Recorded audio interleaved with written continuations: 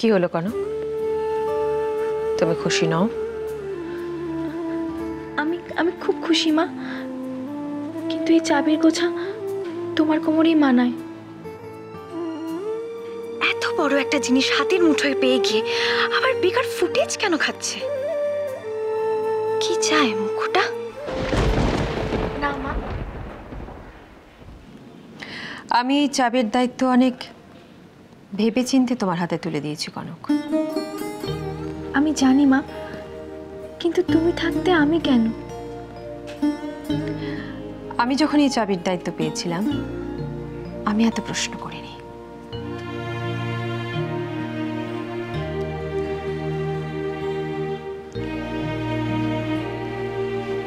অনেক দিন এই দায়ভার বহন করেছি, চেষ্টা করেছি এই বাড়ির প্রত্যেকটি মানুষের বিশ্বাসের মর্যাদা দিতে।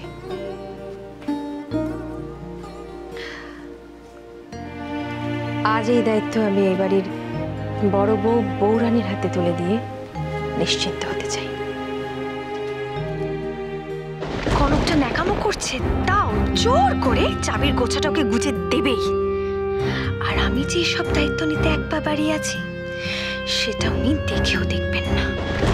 আজ থেকে এই চাবির দায়িত্ব তোমার কনক। তবে একটা কথা মনে রেখো, এর দায়িত্ব যেমন তোমার তেমন দায়িত্বের অবহেলা করলে এর জন্য কঠিন শাস্তিও তোমাকেই পেতে হবে।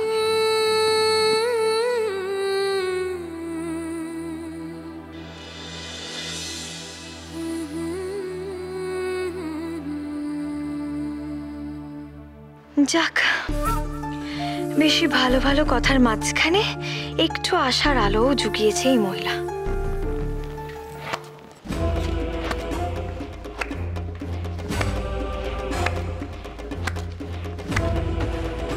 দারুণ, অসাধারণ, টু গুড। এবারের অথরিটি তো সব ছোট বউয়ের, এবারের সবকিছুই তো সে। আমার বেলাতেই শুধু সবকিছু উল্টে পাল্টে গেল কনক। দিদিভাই তুমি, আমি জানতাম এইটাই হবে। যা ভালো সবকিছু তো বড় বউয়ের এবারে, না আমাদের বৌরানী। আমি কে কনক? মিসেস ইন্দিরা চৌধুরীর পেয়ারে বৌমা হলে না হয় একটা কথা ছিল, কিন্তু ব্যাড লাক, আমি তো আর সেটা নই। তাই সারাটা জীবন এবারের চাকরানি হয়েই আমাকে। এসব তুমি কি বলছো দিদিভাই? ছি ছি, চুপ, একদম চুপ। শাশুড়ি নামে বলছে দেখে খুব গায়ে ছ্যাঁকা লাগছে, তাই না? এইসব ন্যাকামো না, এইসব ন্যাকামোতে যারা বলে তাদের সামনে গিয়ে করিস, আমার সামনে নয়। অনেক সহ্য করেছি, যবে থেকে এই বাড়ির বউ হয়ে এসেছি অনেক কিছু সহ্য করেছি। আর না, অধিকার যখন আমাকে কেউ দেবে না তখন আমার নিজের অধিকার আমি নিজেই বুঝে নেব। তুমি রাগ করো না দিদিভাই। তোর কি মনে হয় আমি রাগ করে সব কথা বলছি? এই চাবিটা যে তুই মুঠো করে ধরে আছিস না, এই চাবিটাতে শুধু আমার অধিকার। এটা আমি নিয়েই ছাড়বো, দেখিস। বেশ তো, তুমি নাও নাও না, তুমি এটা তোমার কাছে রাখো। শুধু দয়া করে এমন কথা বলো না। তুই কি মহান রে কনক, একবার বলতেই চাবির গোছা আমার হাতে তুলে দিলি। কিন্তু তোর শাশুড়ি যদি এটা জানতে পারে তাহলে সাজিয়ে গুছিয়ে খুব সুন্দর করে আমাকে সবার সামনে ইনসাল্ট করবে, সেটাও তুই ভালো করে জানিস। না না দিদিভাই, আমি তোর ভিক্ষে চাই না কনক। এ বাবা, আমি তোমাকে কেন? সোজা পথে যদি কিছু না পাওয়া যায় সেটা আঙুল বেঁকে কিভাবে পেতে হয় আমার খুব ভালো করে জানা আছে। ওই চাবির গোছাটা তুই তোর কোমরে ঝুলিয়ে ঘুরে বেড়া কনক। 24 ঘন্টার মধ্যে ওই চাবির গোছা যদি আমার কোমরে না চলে তাহলে আমার নামও ঝিলমিল নয়।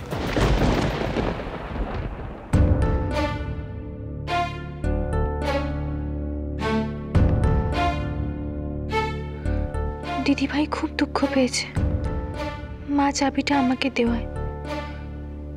কিছু একটা করে যদি চাবিটা ওকে দিতে পারি তাহলে হয়তো ওর মনটা ভালো হবে। চাবিটা দেখতে খুব সুন্দর, কিন্তু বড্ড ভারী। সবসময় কোমরে নিয়ে ঘুরতেও কেমন অস্বস্তি হয়। কনক, আমাকে এক কাপ চা দিও তো। হ্যাঁ বাবা।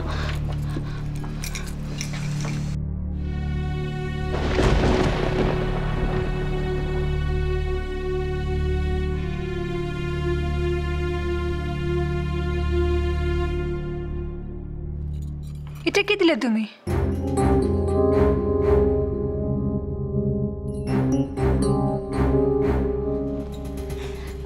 বৌরানী, আজ বরং আমি দিয়ে দিই সবাইকে। না না, আমি দিচ্ছি।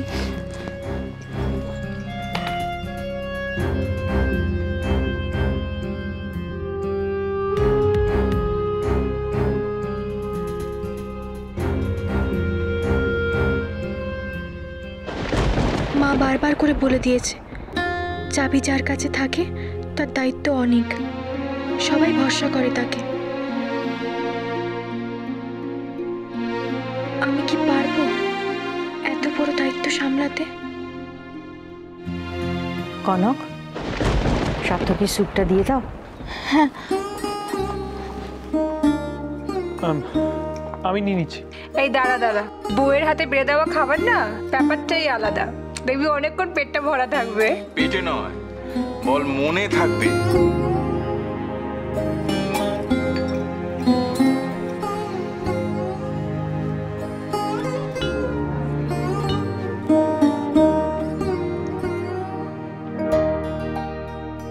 ইস, সবাই কি ভাবছে কে জানে। কিন্তু এটা তো ঠিক, দিদিভাই আমার থেকে বড় আর জানেও অনেক বেশি। চাবিটা ওর কাছে থাকলেই হয়তো।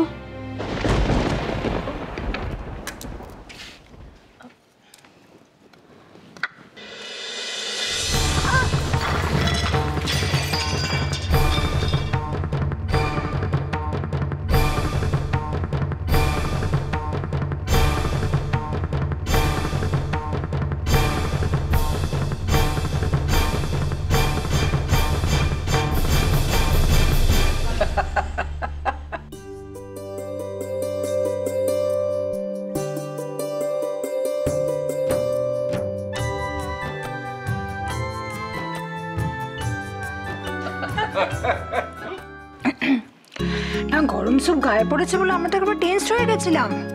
তারপরে যখন দেখলাম আরেকজনও তোর গায়ের উপর পড়েছে। কি কি করো বলো তো? দেখে দেখে চলতে পারো না? প্লিজ সার্থকী, ওকে আজকে আর কিছু বকাবকি করিস না।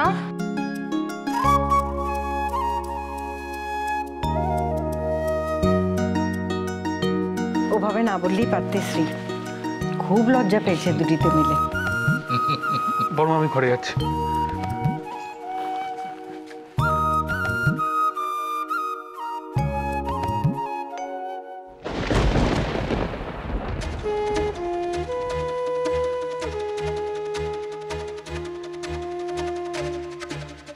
সাত্তকী জ্বলে ওঠার আগেই আজ নিভে গেল।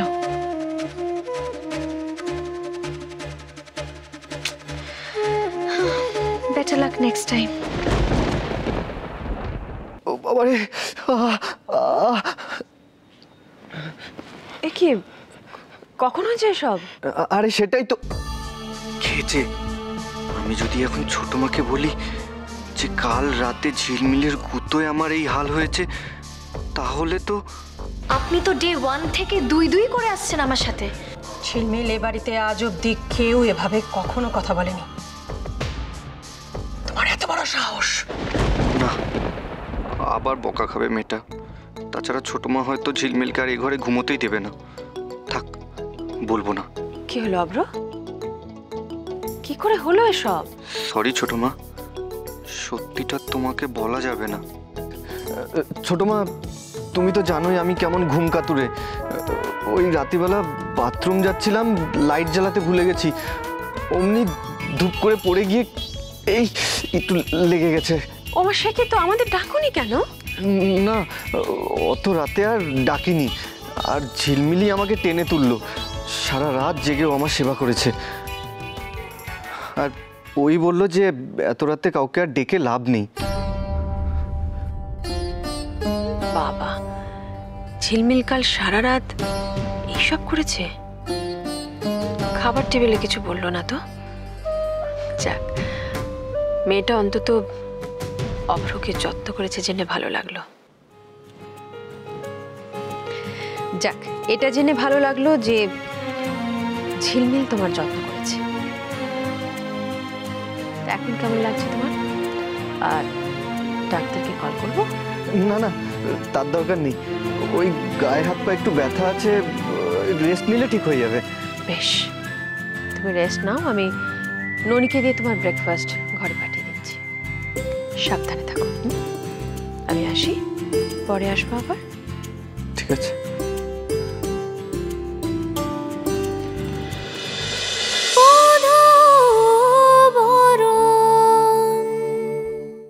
স্টার জলসার প্রিয় শো দেখার জন্য সাবস্ক্রাইব করুন আমাদের ইউটিউব চ্যানেলে এবং আপডেটেড থাকার জন্য প্রেস করুন বেল আইকন। চলো চলো চলো চলো পাল্টাই।